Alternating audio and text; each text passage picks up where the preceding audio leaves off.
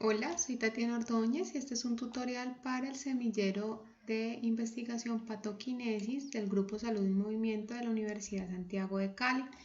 Vamos a hablar de cómo generar comparaciones y figuras para un metaanálisis con el uso del Redman. Bueno, aquí nuevamente abrimos el Redman y en el lado izquierdo, donde está la opción de datos y análisis, vengo para acá y me da la posibilidad de agregar una comparación.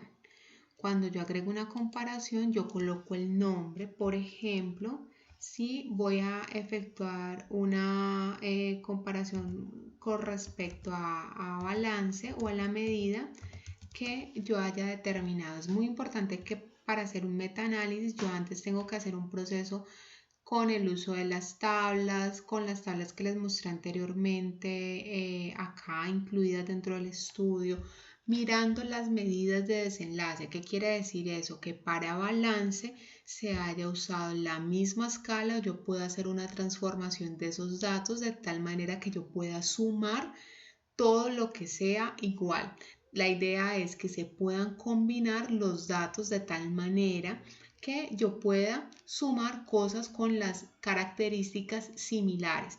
Eso es muy importante antes de introducir los datos aquí porque nosotros tenemos que hacer un proceso de análisis previo que me va a permitir la inclusión y la posibilidad de efectuar las figuras para el desarrollo de estos. Entonces, antes yo he analizado previamente con cada uno de los artículos, por ejemplo, qué medidas de desenlace se han trabajado y cómo se ha hecho ese proceso. Con eso me refiero a que dentro de cada artículo yo tengo el test y medida que esté evaluando y voy a sumar los que tengan las características similares que me permitan tanto desde la intervención generar la comparación como dentro de la medida y que cuando yo voy a mirar ya esos desenlaces o esas medidas estadísticas, lo que me esté aportando el artículo para la evaluación o para el proceso de análisis sea parecido y las medidas se estén determinando pues de la misma manera. Entonces, por ejemplo, yo acá tendría el Ten Get Up and Go, que puede ser una opción para hacer esa sumatoria, tanto del grupo control como del grupo intervención, y acá estoy trabajando con medias. Entonces, este es un artículo que yo puedo generar y para eso es muy importante yo tener todos los resultados de los artículos que yo voy a incluir dentro de la síntesis cuantitativa y haber hecho ese análisis, que las intervenciones sean similares de los artículos que yo vaya a sumar o que esté trabajando la misma intervención. ¿Cómo se hace aquí? Volvemos nuevamente donde estábamos, a datos y análisis. Estábamos trabajando con balance y estábamos trabajando con, por ejemplo, escala de Ten Get Up and Go o la medida que yo vaya a sumar. Le voy a decir que cuando finalice no va a pasar nada y le doy finalizar. Y me va a aparecer esta tabla donde me dice medida por subgrupo, el estudio, participantes, método estadístico y la estimación del efecto. Ahí le voy a agregar la medida.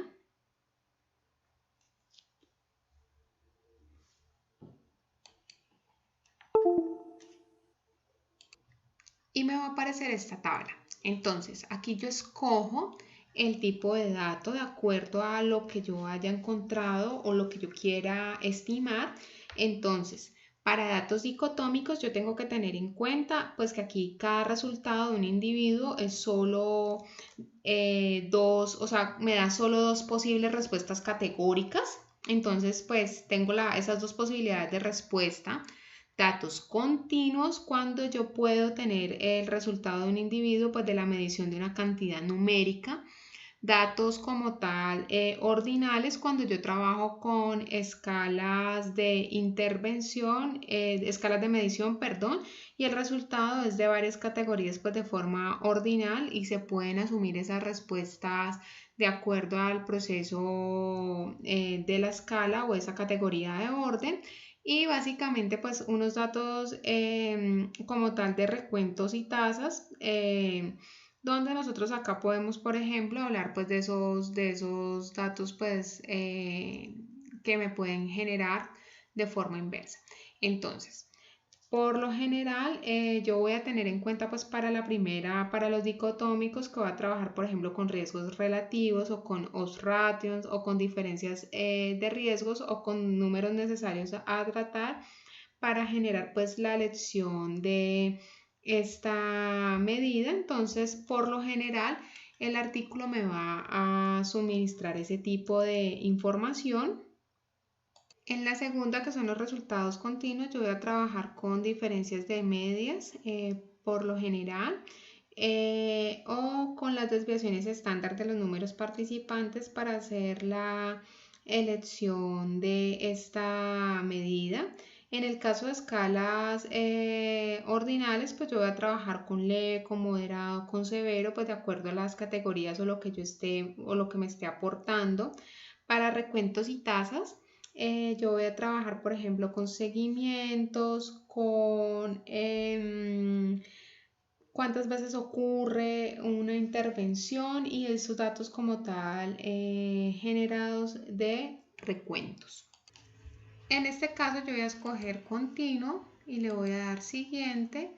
Le puedo colocar el nombre a lo que yo quiero estimar y cómo se va a llamar el primer grupo si yo estoy trabajando precisamente con una intervención en terapia en espejo, con algún mecanismo, y el otro si es terapia control o convencional.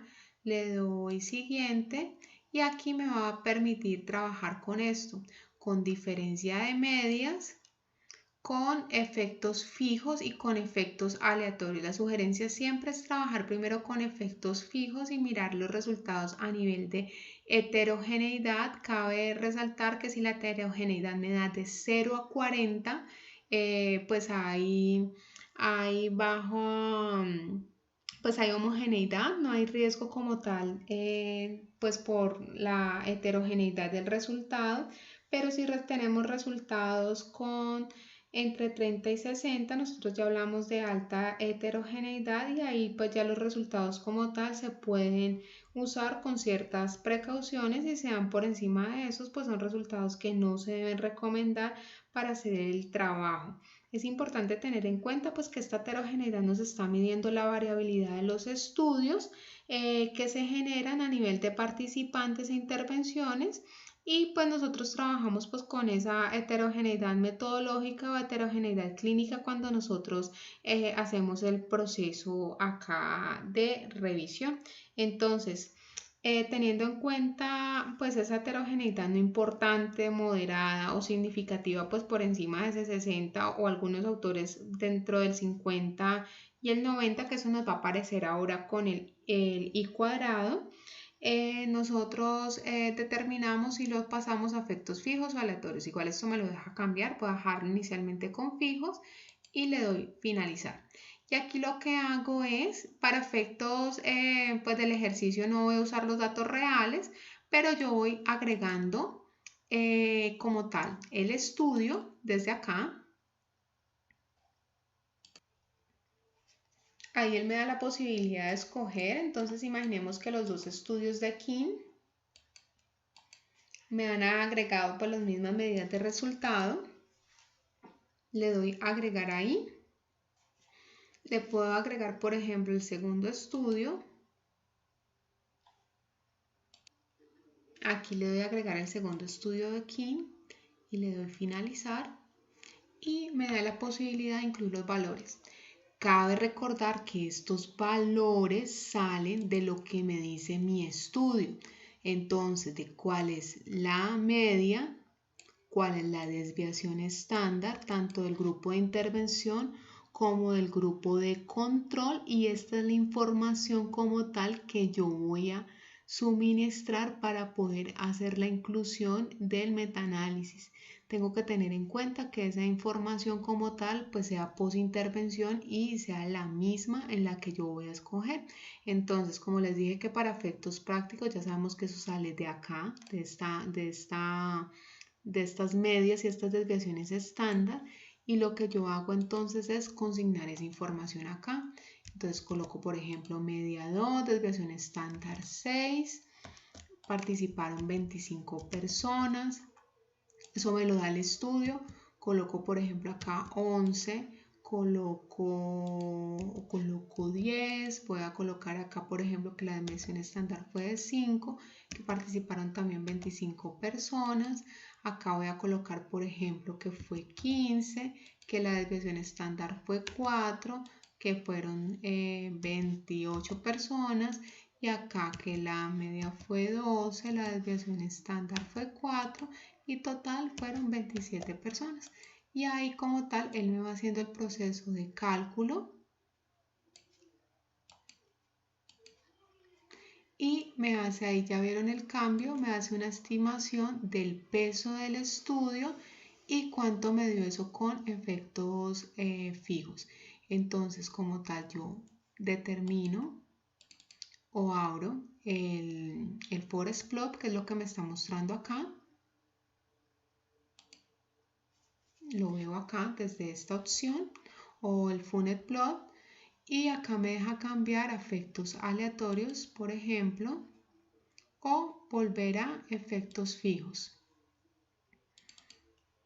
Vuelvo y aquí determino, por ejemplo, no hay heterogeneidad, pues no es importante.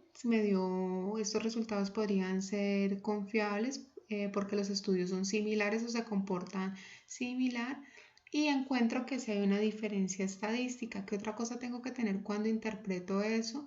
Pues como tal el estimado o el cálculo estimado del efecto y como tal si hay alguna tendencia a favor del grupo experimental o a favor del grupo control, y acá encontramos que los valores se me quedan en la media y no me cruzan. Entonces, a pesar de que hay un p-valor significativo con significancia estadística y no hay pues riesgo o sea, el estudio es homogéneo, no hay heterogeneidad alta porque nos dio un 0%, no veo que haya un comportamiento tanto para el grupo experimental como el grupo control, sino que los dos se comportan de forma fija. Y eso es lo que yo interpreto. Esto igualmente lo puedo copiar o lo puedo guardar. Es muy importante tener en cuenta en esta parte que para esto pues la calificación que se hace en los sesgos en el riesgo de sesgo es supremamente importante, porque eso me va a determinar también la calidad metodológica dentro del análisis y lo que explicaba anteriormente, que yo antes de esto tuve que haber hecho un análisis con todas las medidas de desenlace, las escalas utilizadas y los tipos de intervención para poder hacer esta sumatoria, porque como dicen los que recomiendan, yo sumo manzanas con manzanas o peras con peras.